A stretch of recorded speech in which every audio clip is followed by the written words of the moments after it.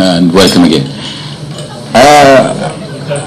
I actually worked in every position in newspapers except as an editor. And one of the jobs, or one of the articles that need to be published almost daily is a columnist. And we always say, is a columnist a real reporter? Is he subjected to the rules of the reporter subjected to? And usually columnists sometimes can let the imagination run wild and say, oh, well, it's an opinion. But there's a particular type of columnist, and the columnist actually, it's not so much, it seems to be to exist on the British press, but it's still very much alive on the Arab press, which is the back page.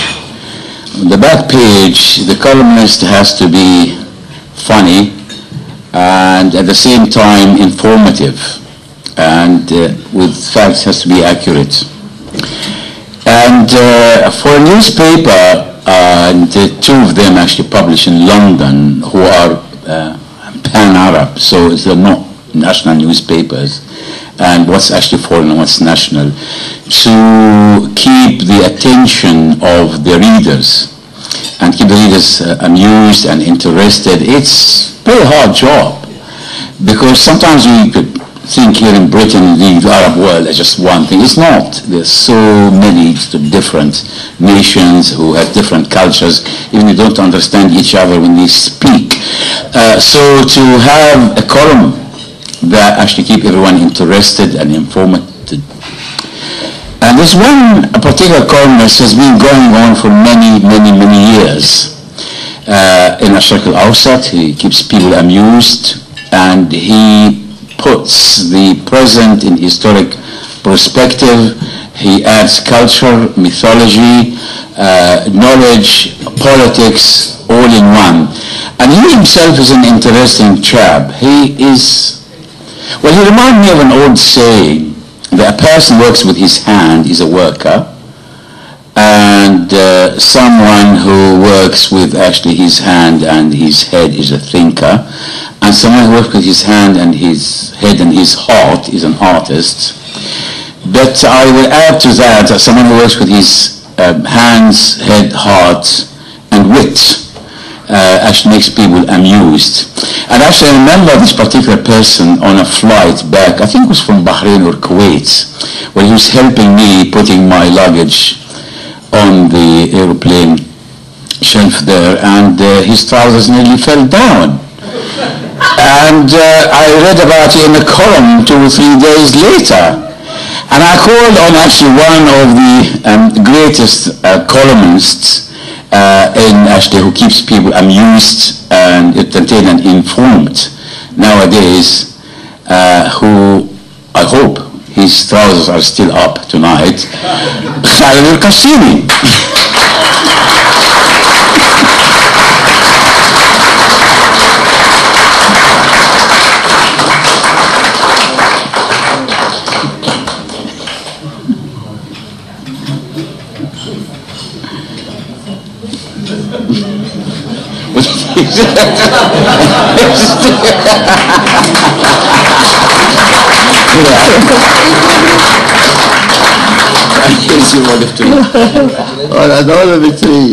Thank you. I don't know why I got my glasses out. Well, I thank you very much for the presentation and for all the kind words said to me and about me, and for the whole invitation. And as they say, better late than never.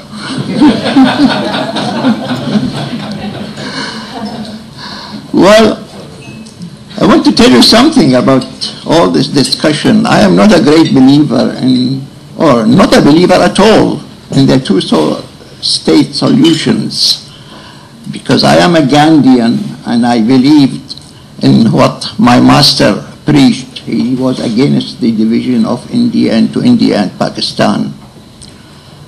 And I take the same position in regard to Palestine and Israel. And I met an Israeli Trotskyite recently, Mashi Makover, and I said to him, as a Trotskyite, you don't believe in the solution of the two states. We, in the Multaqa al-Thaqafi al-Arabi, we hold evenings discussing things. Would you like to come to us and talk about this subject, your objection to the two-state solution? I don't believe in that solution because I don't believe in the separation and segregation of peoples. I believe that Jews and Arabs and Muslims and the Christians should have the wit and intelligence and bearing to live together in peace.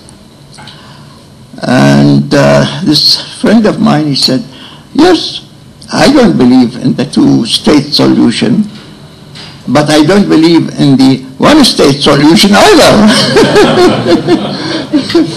He said, as a Trotskyite, we believe that Palestine should belong to Syria.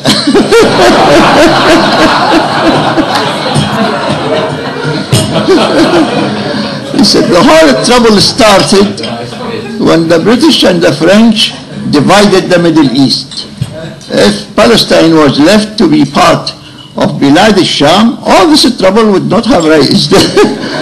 So I said to him, well, thank you very much. I don't think we'll have you in the Multaqa.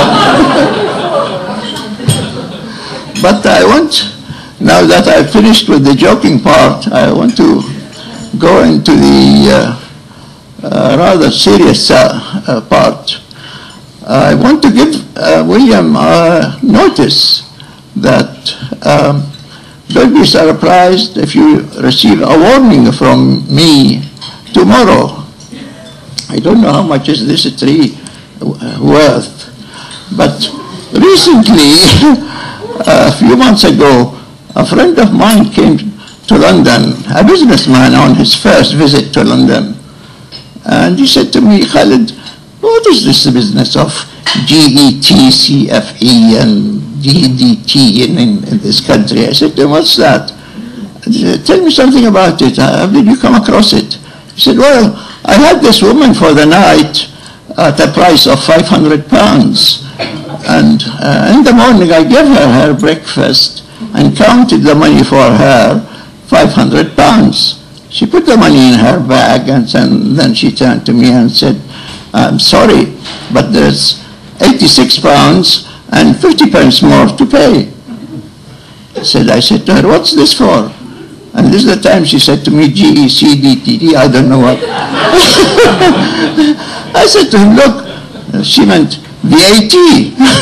She was charging you VAT. And so he said to me, what's this VAT about? I said to him, this is a tax in England for value added.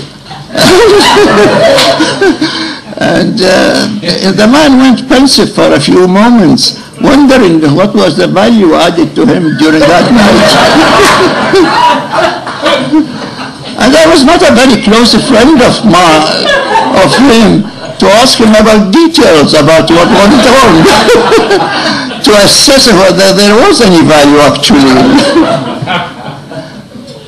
Now, why am I telling you all this story?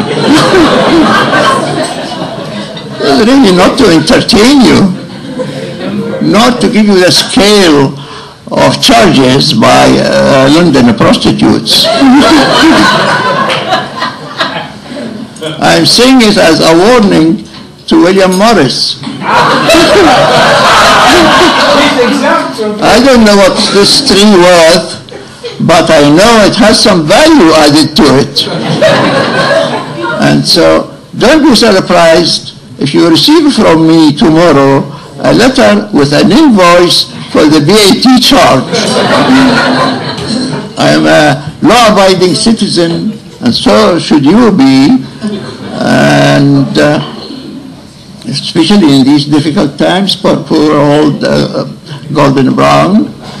And you should rename this award as the International Media Award plus VAT.